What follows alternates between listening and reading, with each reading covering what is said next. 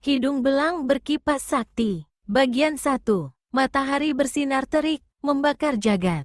Pemuda berpakaian sederhana itu melangkah menyusuri jalan berdebu. Di hadapan sebuah pintu gerbang yang dikawal oleh 2 orang prajurit bersenjatakan tombak, dia berhenti. Sesaat, dengan sepasang matanya yang disipitkan, diperhatikannya bangunan pintu gerbang yang kokoh itu. Lalu, dia berpaling pada salah seorang pengawal yang berdiri di situ. "Apakah ini gedung kediaman Adipati Kebo Panaran?" bertanya si pemuda. Pengawal yang ditanya tidak segera menjawab. Dia memandang penuh curiga, meneliti pemuda itu dari kepala sampai ke kaki. Segera dia tahu kalau si pemuda adalah seorang desa yang baru saja turun ke kota. Dengan sikap meremehkan, pengawal itu menjawab, "Betul, kau ada keperluan apa, orang desa?" "Aku ingin bertemu Adipati," jawab si pemuda. "Ingin bertemu dengan Adipati Kebo Panaran?" "Hei!" Pengawal yang satu ini berpaling pada kawannya, lalu tertawa tergelak. "Sobat," katanya pada kawannya, "kau dengar ucapan pemuda ini?" Prajurit yang satu ikut-ikutan tertawa dan berkata, "Sebelum kami muak melihatmu, sebaiknya lekas pergi dari sini." "Tapi, aku ingin bertemu Adipati," sahut si pemuda pula. "Hei, memaksa rupanya. Apa maumu sebenarnya?" Prajurit pertama maju selangkah sambil menggenggam tombaknya. "Mau cari pekerjaan?" jawab si pemuda tanpa ragu-ragu. "Buset, tak ada pekerjaan untuk manusia macammu di sini. Adipati sudah punya tukang kebun, sudah punya penjaga kuda. Bukan pekerjaan macam begitu yang aku inginkan," memotong pemuda desa tadi. "Ahai, lalu, pekerjaan macam apa yang kau inginkan? Jadi juru masak barangkali?" Sepasang mata pemuda itu semakin menyipit. Tiba-tiba dia tersenyum. "Prajurit pengawal pintu," kata pemuda itu dengan suara tandas. "Kau dengar baik-baik, namaku Dipasingara. Katakan pada adipatimu bahwa aku datang untuk mencari pekerjaan. Sekalipun namamu bapak moyang setan, aku tidak peduli. Menyingkir dari sini, atau batang tombak ini akan membuat kepalamu jadi benjol besar." Si pemuda masih saja tersenyum mendengar ancaman itu. Malah dia menyambuti dengan ucapan, "Rupanya suasana di kota benar-benar harus memakai segala macam kekerasan. Sobat, aku minta tolong padamu agar memberitahu Adipati, kalau tidak, kau mau apa?" Si prajurit jadi berang. "Aku terpaksa nyelonong sendiri masuk ke dalam gedung." "Pemuda desa kurang ajar, kau betul-betul minta digebuk." Tombak besi di tangan pengawal pintu gerbang menyambar ke arah pemuda yang mengaku bernama Dipasingara itu. Sesaat lagi pastilah remuk atau paling tidak benjol besar kepalanya. Tapi, apa yang terjadi kemudian, membuat terkejut kawan prajurit yang satu ini. Hampir sama sekali tidak kelihatan bergerak, tahu-tahu pengawal yang mengemplangkan tombak telah terpental ke atas, untuk kemudian jatuh bergedebuk di tanah tanpa sadarkan diri lagi. Tombak yang tadi dipakainya untuk memukul kini berpindah tangan, digenggam Dipasingara. "Bangsat rendah, berani kau mencelakai kawanku," teriak pengawal yang seorang lagi, marah sekali. Dia melompat dan tusukkan mata tombaknya ke dada pemuda desa itu. Dipasingara ulurkan tangan kirinya. Tahu-tahu bagian belakang mata tombak berhasil dicekalnya, lalu disentakkan kuat-kuat. Tak ampun lagi, pengawal yang menyerang terbetot kencang ke depan, terguling di tanah dengan muka berkelukuran. Meski dia tidak jatuh pingsan, namun luka-luka yang mengeluarkan darah memenuhi tubuhnya, sakitnya bukan kepalang. Dia terduduk di tanah tanpa bisa berbuat apa-apa, selain mengerang kesakitan. Dipasingara menimang-nimang 2 batang tombak yang barusan dirampasnya. Satu demi satu, tombak itu kemudian ditancapkannya di tanah, tepat di antara kedua kaki prajurit kadipaten itu. Kemudian, dia melangkah ke pintu gerbang. Baru saja dia menggerakkan tangan untuk membuka pintu, sebuah kereta yang dikawal oleh serombongan penunggang kuda yang rata-rata berbadan kekar, berhenti di situ. Penunggang kuda paling depan yang berkumis melintang membentak dari punggung kuda tunggangannya. "Apa yang terjadi di sini?" Bola matanya yang besar menyorot si pemuda. Kembali dia membentak, "Siapa kowe?" Dengan tenang, pemuda itu menjawab, "Namaku Dipasingara. Aku ingin bertemu dengan Adipati Kebo Panaran.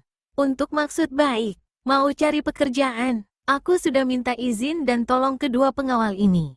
Tapi tanpa alasan, mereka malah menurunkan tangan kasar terhadapku. Cuma sayang, mereka terlalu kesusu. Pemuda edan, anak-anak, tangkap pemuda ini, teriak si kumis melintang. Rupanya dia yang jadi pimpinan. 4 lelaki berpakaian seragam, bertubuh besar tegap, melompat turun dari punggung kuda lalu serempak menyerbu Dipasingara untuk meringkusnya hidup-hidup.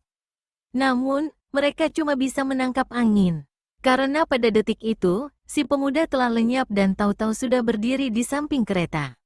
Justru saat itu pula, tirai kereta disingkapkan orang dari dalam.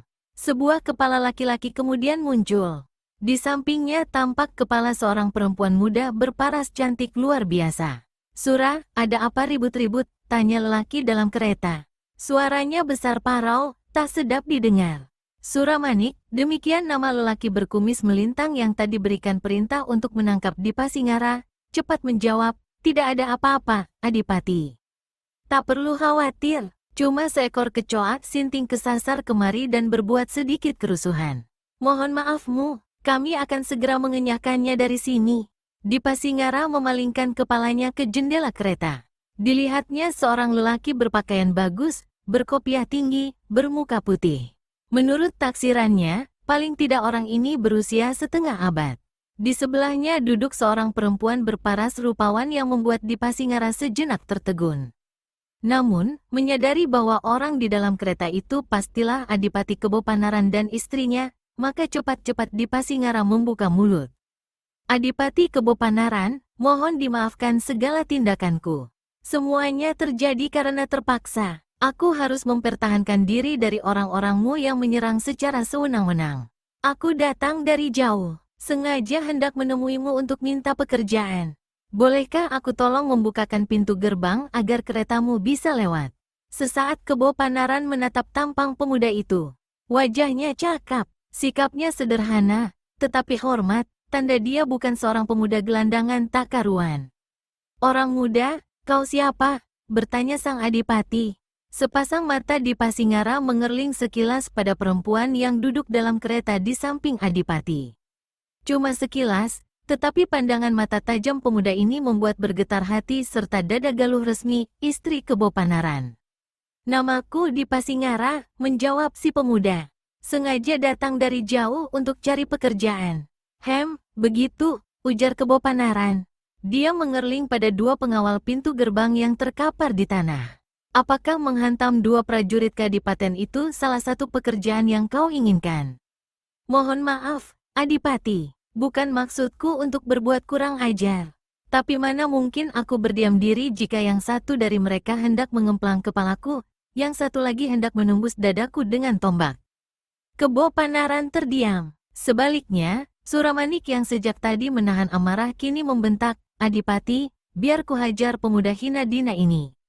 Tapi sang adipati melambaikan tangannya, mencegah kepala pengawalnya untuk melaksanakan maksudnya. "Aku akan bukakan pintu gerbang untukmu," kata Dipasingara tanpa mengacuhkan Suramanik. Lalu didorongnya daun pintu gerbang lebar-lebar. Kusir kereta memandang pada pemuda itu dengan air muka tidak senang. Tetapi Adipati Kebopanaran memberi isyarat agar kereta segera dimasukkan ke dalam. Ketika Dipasingara ikut-ikutan hendak masuk ke dalam, Suramanik mengusirnya dengan beringas. "Biarkan dia masuk, Sura," terdengar suara Adipati dari dalam kereta. Dengan amat penasaran, Suramanik terpaksa membiarkan Dipasingara memasuki halaman kadipaten. Adipati dan istrinya turun dari kereta. Dipasingara berdiri dekat tangga kadipaten. Sepasang matanya yang sipit menatap paras perempuan itu. Ketika itu Galuh Resmi mengerling pula, sesaat pandangan mata mereka saling bertemu.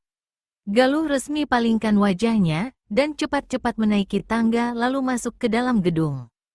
Bentrokan pandangan ini sama sekali tidak diketahui Adipati Kebopanaran. Sebaliknya, Suramanik sempat melihatnya, sehingga semakin besar kegusarannya terhadap Dipasingara. Kusir membawa kereta ke halaman samping. Kebopanaran memberi isyarat pada Dipasingara untuk mengikutinya ke langkan kadipaten.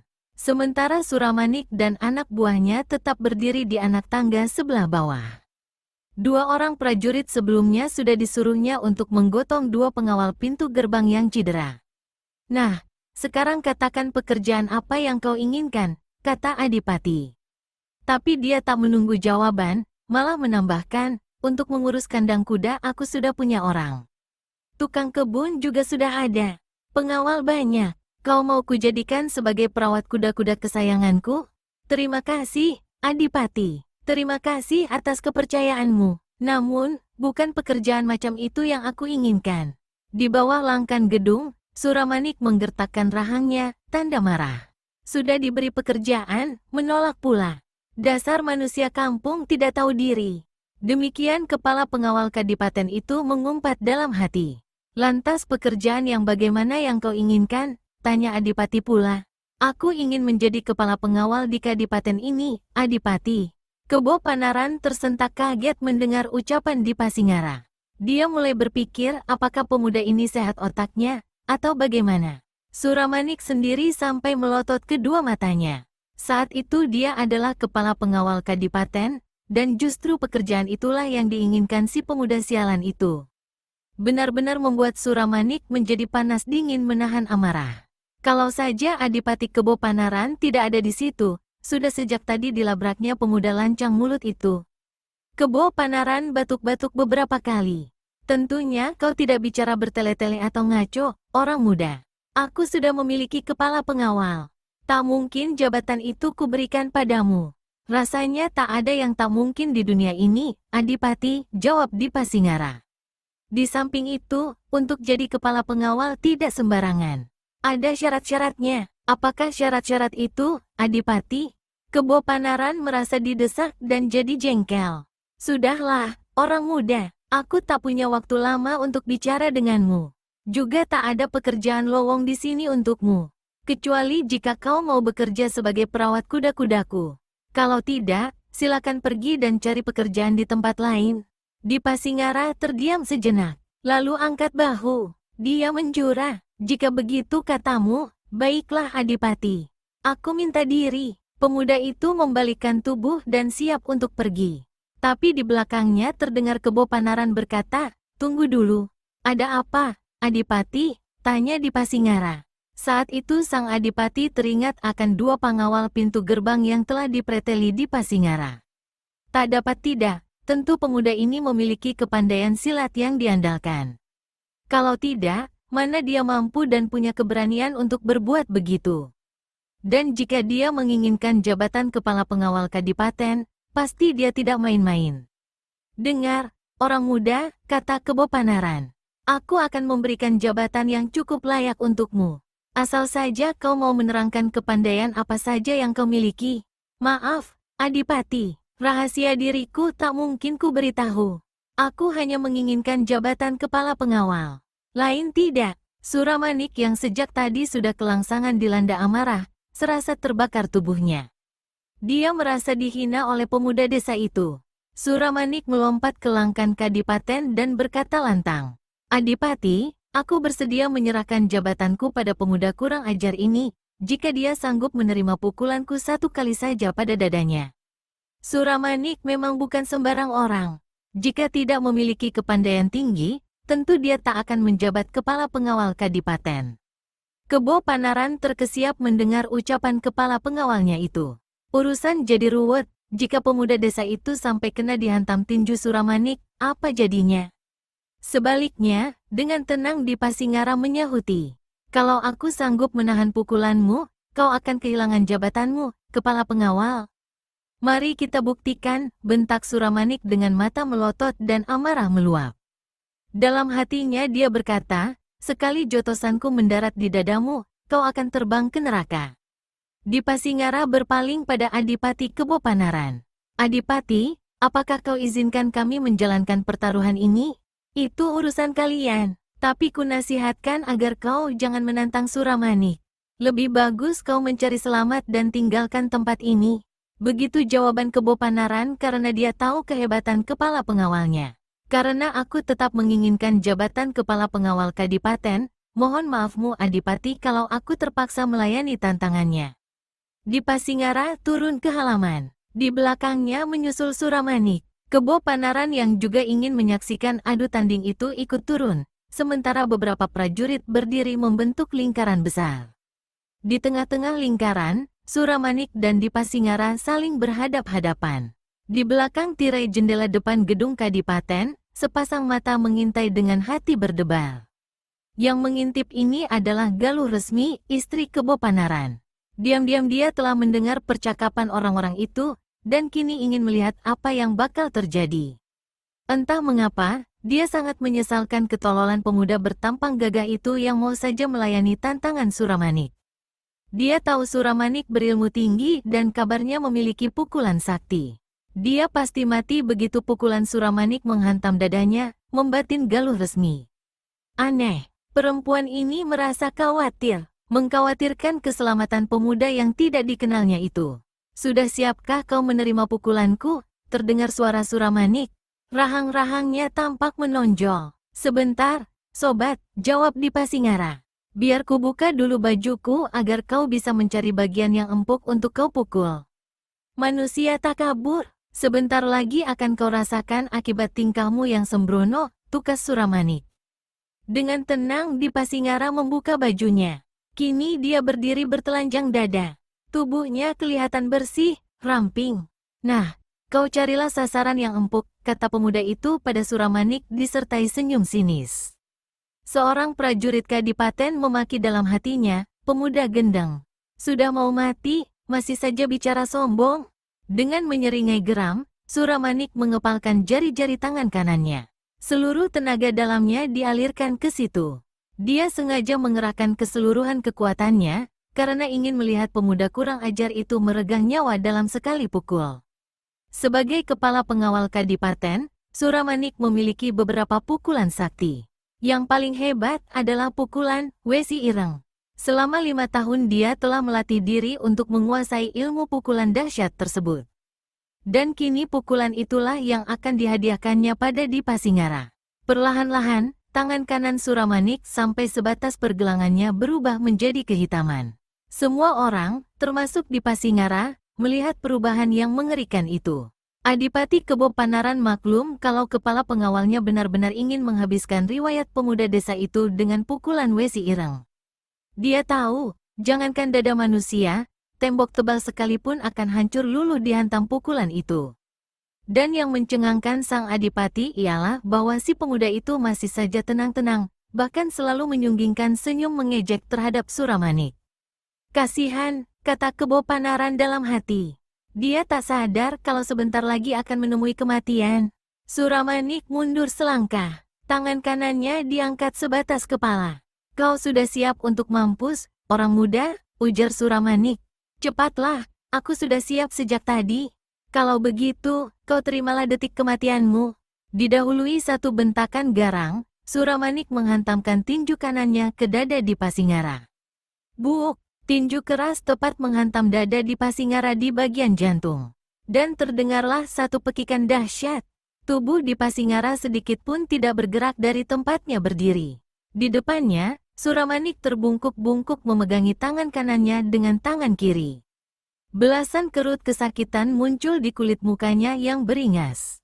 Semua orang kini menyaksikan bagaimana tangan kanan Suramanik yang tadi sebatas pergelangan berwarna hitam, kini menjadi gembung, lecet. Dari mulut kepala pengawal ini, tiada hentinya terdengar suara rintihan. Terkejutlah Adipati Kebo Panaran, juga semua orang. Termasuk Galuh Resmi yang mengintip di balik tirai jendela. Semula, semua orang sudah sama memastikan bagaimana pemuda itu akan terjengkang dilanda jotosan sakti, Wesi Ireng, menggeletak di tanah tanpa nyawa. Apa yang kemudian terjadi, hampir tak dapat mereka percaya. Suramanik masih mengerang, lututnya terasa goyah. Dia coba bertahan, tapi tak mampu. Dia jatuh berlutut, tangan kanannya tampak semakin merah. Dari bagian-bagian yang lecet, darah mulai membersit. Kebo Panaran geleng-gelengkan kepala. Setelah menarik nafas dalam, dia berkata, Suramanik, ternyata pemuda itu sanggup menahan pukulanmu. Rahang Suramanik menggembung. Aku tahu maksud ucapanmu, Adipati. Tak usah khawatir, aku bukan bangsa manusia yang tidak memegang janji. Kau terimalah pemuda Hinadina itu menjadi kepala pengawal Kadipaten. Abis berkata begitu, Suramanik memutar tubuh untuk berlalu. Tunggu, seru Dipasingara. Dari balik pakaiannya, dikeluarkannya satu kantong kertas kecil. Di dalam kantong ini terdapat sejenis obat mujarab. Taburkan obat ini di tanganmu. Lukamu pasti akan sembuh dalam waktu cepat. Suramanik mendengus dan menampik kantong kertas yang dilemparkan padanya. Aku tak butuh obatmu. Apa yang kau lakukan hari ini, kelak akan kubalas berikut bunganya. Bersiaplah dari sekarang, karena aku pasti datang menemuimu. Suramanik membalikkan tubuh dan berlalu cepat. Ketika dia lenyap di kejauhan, semua mata kini ditujukan pada Dipasingara. Pada dasarnya, prajurit-prajurit kadipaten itu diam-diam mengagumi kehebatan si pemuda. Namun, masing-masing mereka juga merasa kurang senang terhadap sikap dan tindak tanduk Dipasingara yang mereka anggap sombong. Setelah beberapa lama kesunyian menggantung, akhirnya Kebo Panaran membuka mulut. Orang muda, sesuai perjanjianmu dengan Suramanik dan dengan kepergiannya dari sini, maka mulai saat ini jabatan kepala pengawal menjadi hakmu. Namun sebelum jabatan itu kuberikan padamu, satu ujian lagi harus kau lewati. Adipati, apa maksudmu? Tanya Dipasingara. Sebagai jawaban, Kebo Panaran melemparkan sebilah golok pada Dipasingara. Lalu pada 6 orang prajurit kadipaten dia berseru, cabutlah golok kalian dan serang dia. Pada Dipasingara, Kebo Panaran menambahkan, kau harus sanggup merobohkan mereka dalam waktu 3 jurus. Tapi ingat, tak satu pun harus terluka. Dipasingara menyambut golok yang dilemparkan sambil tersenyum, sementara 6 prajurit dengan golok terhunus menyebar berkeliling, mengurungnya. Di belakang jendela, Galuh Resmi yang masih mengintip kembali merasa cemas. Dikeroyok oleh 6 prajurit-prajurit kelas 1, apakah pemuda itu sanggup bertahan? 6 golok serentak berkelebat menyerang. Dipasingara menekuk kedua lututnya. Golok di tangan kanannya dibabatkan ke atas dalam bentuk lingkaran. Terang, terang, terang. Terdengar suara beradunya senjata sampai 6 kali berturut-turut. Lalu suara bergedebukan dan pekik kesakitan susul menyusul. Dengan mata kepalanya sendiri, Adipati Kebo Panaran menyaksikan bagaimana setelah menangkis serangan 6 golok, si pemuda lantas pergunakan kaki dan tangan kirinya, serta gagang golok untuk menghajar ke 6 pengeroyoknya hingga 3 orang terpelanting roboh, 2 kena ditotok, dan 1 berdiri sambil pegangi hidungnya yang mengucurkan darah. Di belakang jendela, Galuh Resmi sampai ternganga takjub melihat kejadian itu. Kebo Panaran memegang bahu Dipasingara. Kau ternyata tidak mengecewakan. Kau memang pantas menjadi kepala pengawal kadipaten. Mulai hari ini, kau menjalankan tugas di Kadipaten Gombong. Dipasingara tersenyum dan menjura dalam-dalam. Terima kasih, Adipati. Terima kasih, katanya seraya mengembalikan golok yang tadi diberikan Kebo Panaran. Ketika Adipati itu berlalu, Dipasingara memalingkan kepalanya ke arah jendela. Meski cuma sekilas, tapi masih sempat dilihatnya wajah Galuh Resmi.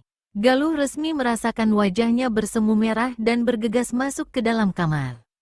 Sesaat dia tegak di depan kaca menatap wajahnya sendiri. Pemuda itu tahu kalau dia mengintip. Betapa malunya, tetapi kenapa dia begitu merasa tertarik padanya? Kebo Panaran, Adipati yang berusia setengah abad itu, menaruh kepercayaan penuh pada kepala pengawalnya yang baru. Namun, dia tidak menduga sama sekali kalau justru Dipasingara sebenarnya adalah manusia biang racun yang bakal merusak rumah tangganya. Tanpa setahu siapapun di gedung kadipaten itu, diam-diam Dipasingara mulai main api dengan Galuh Resmi. Banyak hal yang membuat istri Adipati Gombong itu melayani kedipan mata, lirikan nakal, dan senyum berbisa Dipasingara. Pertama, Dipasingara seorang pemuda bertampang gagah. Pertemuan pertama dulu, dengan ketinggian ilmunya, telah mendatangkan rasa kagum dalam diri Galuh Resmi. Kedua, karena kehidupan rumah tangga perempuan itu dengan Kebo Panaran tidak berbahagia. Sebagai seorang lelaki berusia 50 tahun, Kebo Panaran tidak mungkin mempunyai kesanggupan untuk menjalankan kewajiban badaniah terhadap istri yang cantik jelita dan baru berusia 18 tahun itu. Ketidaksanggupan ini ditambah pula dengan seringnya sang Adipati melakukan kunjungan kerja ke desa-desa. Lalu pergi menghadap pembesar-pembesar di kota raja untuk memberi laporan. Semua ini membuat Galuh Resmi seperti terasing jauh dalam kesunyian. Ketika Dipasingara muncul dengan keberaniannya yang nakal, berbisa, Galuh Resmi tak kuasa untuk mengelak, bahkan tanpa disadari dia sendiri senantiasa membalas setiap senyuman kepala pengawalnya yang gagah itu. Meskipun tidak merupakan kebiasaan, tapi pada umumnya setiap pembesar di masa itu mempunyai 2 buah kamar tidur. Satu untuk dirinya sendiri, dan satu lagi untuk istrinya. Demikian pula dengan Kebo Panaran. Setiap malam dia selalu tidur di kamar besar di sebelah depan gedung Kadipaten, sedang istrinya di kamar lain yang bersebelahan. Antara kedua kamar itu dihubungkan dengan sebuah pintu. Dengan adanya 2 kamar inilah, Dipa Singara mempunyai kesempatan untuk berbuat lebih berani. Suatu malam, ketika seluruh gedung Kadipaten diselimuti kesunyi senyapan, Dipa Singara keluar dari kamarnya di bagian belakang gedung Kadipaten. Malam itu dia telah menyusun rencana untuk melaksanakan niat terkutuk yang selama ini masih ditahan-tahannya. Dia yakin Galuh Resmi tidak akan menolak. Kalaupun ternyata nanti perempuan cantik itu tidak bersedia melayaninya, akan dipaksanya dengan kekerasan, lalu menyingkir dari Gombong. Abis perkara, bukankah maksudnya meminta jabatan kepala pengawal Kadipaten itu sebenarnya hanyalah kedok belaka? Karena yang diintainya bukan lain adalah istri Adipati Gombong yang muda belia dan cantik rupawan itu. Di hadapan pintu kamar yang diketahuinya adalah kamar tidur Galuh Resmi, kepala pengawal itu berhenti, tegak sejenak memasang telinga. Semuanya serba sunyi. Dia melangkah mendekati pintu satu lagi. Di sini didengarnya suara dengkur Adipati Kebo Panaran. Dipa Singara kembali ke pintu pertama dan mulai mengetuk daun pintu perlahan-lahan. Tak selang beberapa lama, didengarnya suara orang turun dari ranjang, disusul suara langkah-langkah kaki. Lalu pintu di depannya terbuka sedikit. Wajah Galuh Resmi menyeruak di celah pintu. Perempuan ini tampak agak kaget melihat Dipa Singara. "Ada apakah?" tanya Galuh Resmi. "Adipati telah tidur?" "Ya, kenapa? Boleh aku masuk?" tanya Dipa Singara. Matanya memandang tajam, lalu tanpa menunggu jawaban, dia mendorong daun pintu dan menyelinap masuk ke dalam. Sampai di dalam, daun pintu ditutupnya dengan cepat. "Kepala pengawal, tindakanmu masuk ke dalam kamar dan malam-malam begini sangat di luar kesopanan." Suara Galuh Resmi bergetar. Dipa Singara tersenyum. "Kau tahu mengapa aku datang kemari, Galuh?" ujar Dipa Singara pula. Suaranya setengah berbisik dan senyum masih terus menyungging di bibirnya. Galuh Resmi merasakan dadanya berdebar. Pemuda yang selama ini selalu memanggilnya dengan sebutan Jeng, kini langsung menyebut namanya. "Kau ingin bertemu dengan Adipati?" Dipa Singara menggeleng. "Aku hanya ingin menemuimu. Bukankah pertemuan ini sudah sejak lama sama kita nantikan?" "Kepala pengawal, jaga mulutmu. Namaku Dipa Singara. Jika Adipati tahu kau masuk malam-malam ke sini, kau bisa celaka. Dan agar suamimu tidak tahu, boleh kukunci pintu yang menghubungkan kamar ini dengan kamar sebelah?" "Tidak, kau harus keluar dari sini, Dipa Singara." Saat ini juga, kembali si pemuda tersenyum. Dia melangkah ke arah pintu penghubung, lalu menguncinya.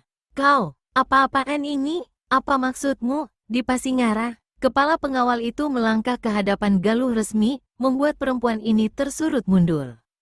"Kalau kau berani melakukan sesuatu terhadapku, aku akan menjerit." Galuh mengancam. "Galuh, jangan tipu dirimu sendiri," bisik Dipa Singara. "Jangan tipu perasaan hati sanubarimu.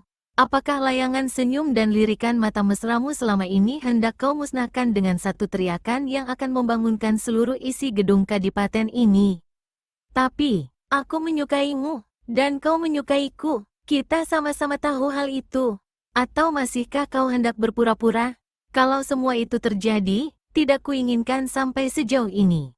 Kau berani masuk ke kamarku. Lagi-lagi kau menipu dirimu, Galuh. Aku yakin bahwa kau sepenuhnya menyadari bahwa satu saat pertemuan seperti ini pasti akan terjadi. Aku telah masuk kemari menemuimu, orang yang kukagumi kecantikannya, yang kukasihi. Apakah semua itu hendak kau hancurkan?" Galuh Resmi tundukkan kepala. Dadanya yang kencang bergoyang turun naik. "Masih banyak kesempatan untuk bertemu, Dipa. Jika memang kau inginkan, bukan malam-malam begini, bukan di kamar. Jadi kau inginkan aku keluar dari kamar ini?" tanya Dipa Singara. Galuh Resmi tak menjawab. Disadarinya bahwa diam-diam dia memang menyukai Dipa Singara pada saat pertama kali melihat pemuda ini. Tetapi tindakan Dipa Singara masuk ke dalam kamar seperti itu sangat berbahaya. Namun, untuk menyuruh si pemuda keluar dari kamarnya, hatinya terasa sangat berat. Sesaat dia hanya bisa berdiam diri. Kemudian dirasakannya nafas pemuda itu menghembus hangat di wajahnya. Lalu terasa pegangan jari-jari tangan Dipa Singara pada kedua bahunya. Kau izinkan aku bersamamu malam ini di sini, Galuh? Pemuda itu mengusap dagu Galuh resmi. Perlahan-lahan diangkatnya hingga perempuan itu menengadah. Sepasang mata mereka saling bertatapan. Dipa, kau terlalu berani, Dipa. Terlalu berani, desis Galuh resmi. Semuanya karena kau, demi kau, Galuh, balas berbisik Dipa Singara. Perempuan itu menggeliat sewaktu lehernya disentuh ciuman Dipa Singara. Ah, betapa tubuhnya menjadi menggigil panas dingin, tetapi nikmat. Betapa darahnya menyentak-nyentak. Betapa lainnya terasa peluk dan ciuman pemuda itu dibanding dengan rangkulan suaminya yang berusia setengah abad itu. Jangan di sini, Dipa. Jangan di sini, kata Galuh resmi waktu pemuda itu membimbingnya ke tempat tidur. Tapi Dipa Singara menghujaninya dengan ciuman bertubi-tubi pada pangkal lehernya. Membuat perempuan itu bergelinjang, menggeliat dan mengeluarkan suara lirih. Nafasnya memburu, tetapi tersendat-sendat. Tidak di sini, Dipa. Aku khawatir suamiku bangun. Semua pintu telah kukunci. Tak ada yang harus kau takutkan, kata Dipa Singara. Dia membungkuk, membenamkan hidungnya di celah antara kedua buah dada Galuh resmi, membuat perempuan itu mencengkeramkan kuku-kuku jarinya ke punggung Dipa Singara. Ketika tubuhnya diangkat, Galuh menggelungkan tangannya ke leher si pemuda. Kini dia terbaring di atas tempat tidur. Dipa yang membaringkannya. Galuh memejamkan matanya, tak berani menatap wajah Dipa Singara.